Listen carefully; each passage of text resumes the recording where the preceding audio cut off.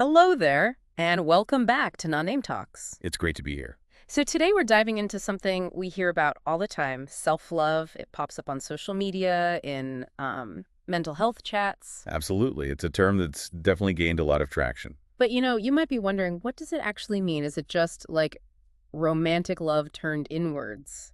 Or is it even possible to not love yourself? Yeah, That's a common question, too. right. And sometimes people think, oh, is it just something for people who aren't in a relationship? A kind of consolation. Exactly. There are quite a few misconceptions floating around.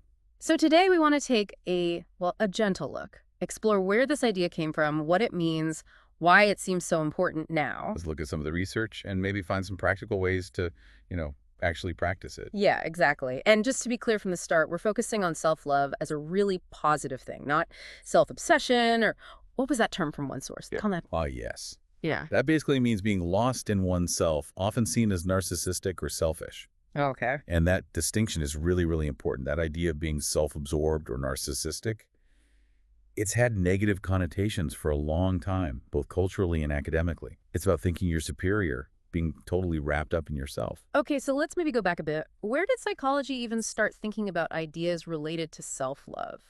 Well, the earliest glimmers really came about in the late 19th century. Psychoanalysis, especially Freud's work, was hugely influential then. Right, Freud. Yeah. And initially, the psychoanalytic view saw love as basically driven by seeking pleasure. First directed at the mother, for Yeah. care and comfort. Makes sense. And then later, ideally shifting towards romantic partners. Early on, they actually thought if that love drive got stuck, kind of misdirected back onto the self, that could lead to narcissism, which they saw as an abnormality. Oh, interesting. So almost like a mistake in development, a wrong turn for love. Kind of, yeah, in that early view. But it's really important to see how that differs from how we understand narcissistic personality today. How so? Now, psychology sees it more as a persistent personality pattern. An inflated sense of self-importance, feeling entitled, believing you're inherently better than others. Okay. But this is key, having a healthy amount of self-regard. That's totally normal, essential even. It only becomes a clinical issue, a personality disorder, when it's extreme, pervasive, and really messes with your life and relationships. That's a really helpful distinction. Healthy self-respect versus clinical narcissism. So if the early view was a bit negative, where did the positive idea of self-love come from? Well, ideas about valuing oneself have roots way back in philosophy and religion. But self-love, as this positive, nurturing concept, really started getting traction in psychology around the 1950s. What, 50s? Yeah, kind of alongside the whole movement promoting mental health and well-being. Even today, though, the definition can vary quite a bit depending on who you ask, different fields, popular culture. But the main takeaway for our chat today is the self-love we're talking about is generally seen as positive, beneficial, the opposite of that negative narcissism idea. Exactly, that's the core difference. Which leads to another question people often have. Is self-love just another category, like romantic love or family love or friendship? That's a great question. And looking at it through an evolutionary psychology lens is quite revealing here. Okay. You see, these different types of love, the ones focused on others, they seem to have evolved because they helped us survive in different ways. They create different kinds of bonds. Right, like parental love. Precisely. That deep bond helps ensure offspring survive, pass on our genes. Romantic love facilitates, mating, but also cooperation in raising children. Even jealousy, evolutionarily speaking, might relate to protecting resources or ensuring parentage. Interesting. And friendships. Friendship, or what you might call brotherly love, that fosters connection within groups for mutual aid, safety, comfort, belonging. It helps the group thrive. So all those loves directed outwards involve creating bonds for survival, essentially. That's the common thread, yeah. Bonds with others. Now, self-love, that's different. How so? It doesn't fundamentally require a bond with someone else. It's an internal activity. It's about the relationship you cultivate with yourself. Okay, so if it's this internal relationship, what are the key parts? What makes up self-love, according to psychologists? Well, based on the sources we looked at, there seem to be three core aspects most agree on. First is caring for oneself. Like physical health, mental health. Exactly, actively looking after your well-being. The second is self-acceptance. This isn't just putting up with yourself. It's recognizing your own value, your self-esteem, accepting your good points and your flaws, believing in yourself without needing constant outside approval. Okay, care and acceptance. What's the third? Self-forgiveness. This is huge. It's about acknowledging when you mess up, forgiving yourself for it, and accepting that negative emotions are just part of being human. We all feel them. Self-care, self-acceptance, self-forgiveness, those feel really foundational. They generally are. Though some perspectives might also loop in things like personal growth, striving to be your best self, or even spiritual development as part of self-love. But those three are the bedrock. Pretty much, yes. And it's crucial, like one source mentioned, that this isn't a backup plan for romance, right? Mm. It's separate, necessary for everyone. Absolutely. When people get told, love yourself first after a breakup, it doesn't mean try to be your own romantic partner. Right. It means focus on that inner work, the caring, the accepting, the understanding yourself. And truly, people with strong self-love can be perfectly happy and fulfilled whether they have a partner or not. It almost seems like common sense that we should love ourselves. We're wired for survival, for seeking happiness. So why is it often so hard? Why do we kind of forget? That's a really perceptive question, because you're right, those instincts are there. But modern life is just complex. Yeah. We get so caught up in the external stuff, career, money, relationships, status, that we can genuinely lose touch with our internal needs.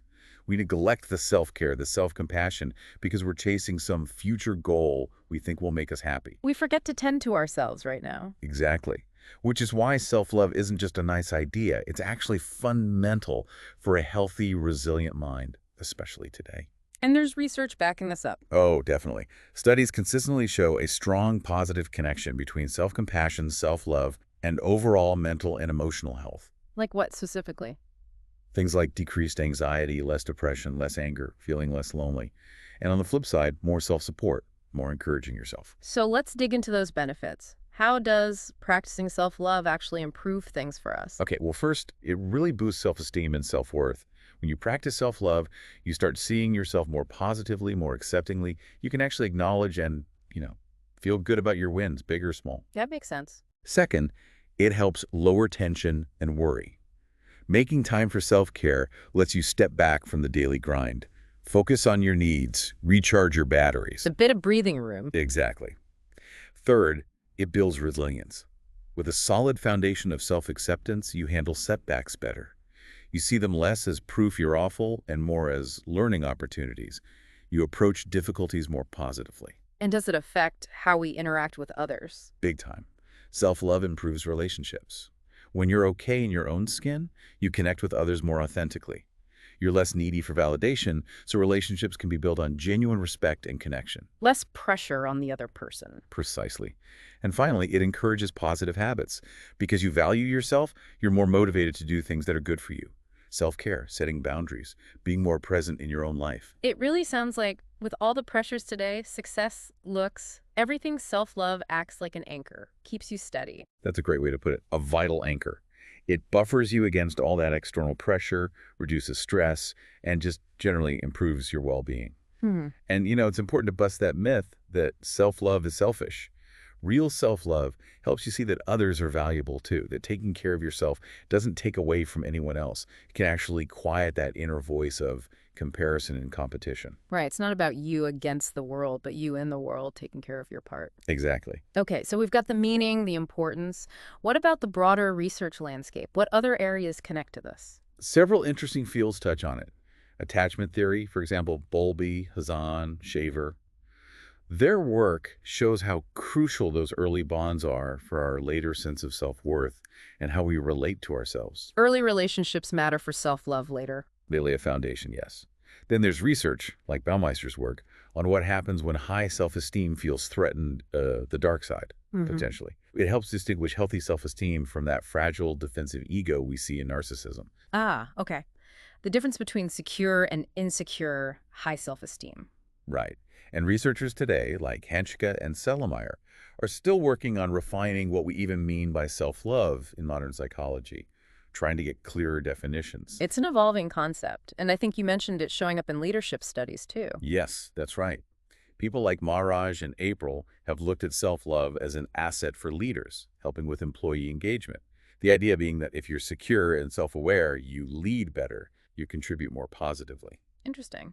And we also have that Thai perspective, linking lack of self-love to relationship problems. Yes, that source highlighted how not valuing yourself can lead you to seek all your happiness externally. Maybe stay in unhealthy situations because you don't feel you deserve better. It puts the focus back on that internal foundation.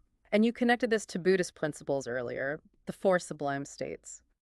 Yes, the low is like a no. And it's not a direct Buddhist definition of self-love, but applying those principles, loving kindness, metta, compassion, karuna, sympathetic joy, mudita, and equanimity, upeka, to yourself, gives a really practical framework. Okay, break that down. How do we apply those inward? So metta, loving kindness toward yourself, that's about actively caring for your health, finding joy without harming anyone, doing things you actually enjoy. Simple acts of care. Yes. Yeah. Then karuna, compassion for yourself. That means helping yourself when you're suffering, finding ways to handle stress, maybe seeking help from friends, professionals, spiritual sources. Being there for yourself when things are tough. Exactly. Mudita is sympathetic joy for yourself, actually acknowledging and appreciating your own happiness, your successes, even small ones, maybe even keeping a little log of good things. Celebrating your own joy. I like that. Yeah. And finally, upeka, equanimity towards yourself. This is about accepting what you can't change, not dwelling on things beyond your control, not blaming yourself for every single bad thing that happens, finding balance. Wow. Metta, karuna, mudita, upekkha. Towards ourselves. That's a really rich way to think about it. It provides a kind of roadmap, doesn't it? It really does. Okay, so let's get super practical now. Based on everything we've looked at, what are some concrete things you can actually do day to day to practice more self-love? Right, the how-to. There are loads of suggestions in the sources. One that comes up often is mirror work. Talking to yourself in the mirror. Essentially, yes. Looking yourself in the eye and saying kind things. Focusing on inner qualities, not just appearance. Simple things like, I love you, or you are worthy, you are enough. It can feel awkward at first, but it can be powerful. Okay, what else? Writing a list of what you love about yourself, taking time to really think about your strengths, your good qualities, and keeping it somewhere you'll see it. A little reminder. Yeah. Or taking a solo trip, even just a short one, an afternoon out alone, to practice being comfortable in your own company. Getting to know yourself better. Exactly. Self-love journaling is another big one. Writing down feelings, challenging those negative thoughts, fostering compassion for yourself. You could use prompts like, what can I do today to build my confidence? Or what makes me truly happy? Processing things on paper. It helps clarify things. Yeah. Then there are self-love affirmations. Like the mirror work, but maybe written down or repeated. Yeah, repeating positive statements to yourself to kind of reprogram your subconscious. Things like, I am open to goodness. I am safe. I'm good on my own. Choose ones that feel right for you. And visualization. Yes. Visualizing your ideal self.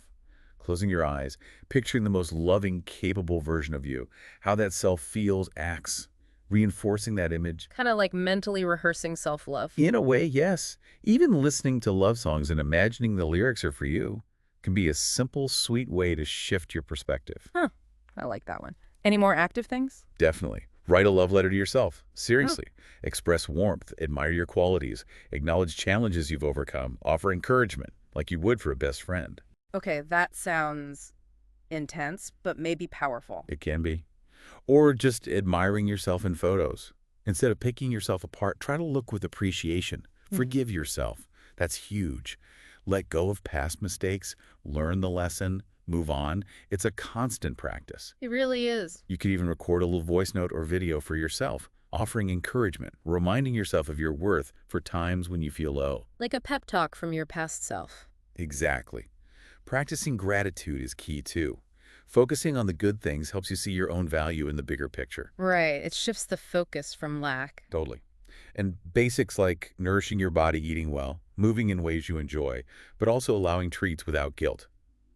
That balances self-love. Not deprivation, but care. Yes. Dedicating a whole day just to self-care if you can swing it, or even just an hour. Yep. Focusing only on what you need and want. That sounds luxurious. It should be necessary. Make a list of things that make you genuinely happy and actually do them regularly. Give yourself a massage, even just your hands or feet.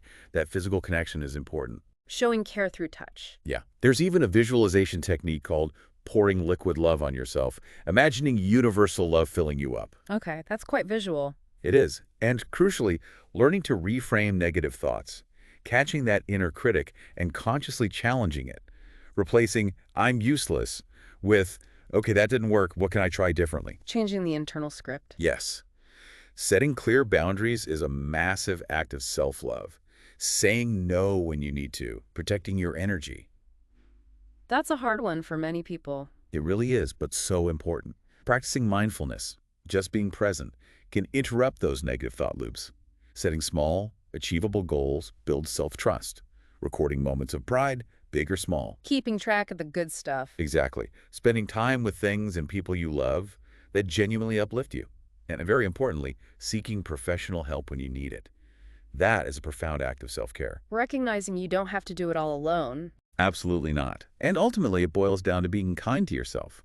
Practicing self-compassion, especially when things are hard. Treating yourself like you'd treat a dear friend. Like your own best friend. Yes. And focusing on your own progress, not comparing your journey to anyone else's. Wow, that's quite a toolkit. It really emphasizes that self-love is an active practice, isn't it? An ongoing thing. Absolutely. It's definitely a journey, not somewhere you just suddenly arrive. It takes ongoing practice, patience, commitment to yourself. So as we wrap up this deep dive, what's the core message you hope listeners take away? I think the most important thing is just start small. Gently encourage yourself to try incorporating some of these practices, whatever resonates. Be really patient and kind with yourself in the process. It's not about perfection. It's a practice, not a performance. Exactly. And maybe a final thought to leave you with. Life throws challenges at us. We all feel broken sometimes. Perhaps learning to love and accept yourself, right there in the middle of the mess, is actually the way through it. Yeah. Your value isn't based on your achievements or circumstances. Yeah. It's just there. It's inherent. A powerful reminder. Thank you so much for this insightful conversation. Thank you. It was a pleasure.